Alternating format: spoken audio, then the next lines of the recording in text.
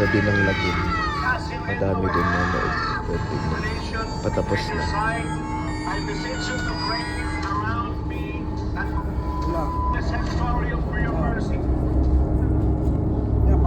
Yan, tapos na.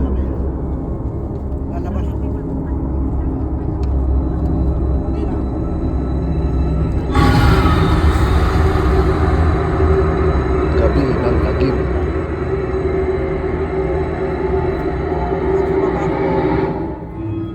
Ang higit nating dapat katakutan, hindi ang mga multo, maligno o demonyo, kundi ang kadiliman at kasamaan na patuloy na naghahari sa ating lipunan at maging sa ating sarili.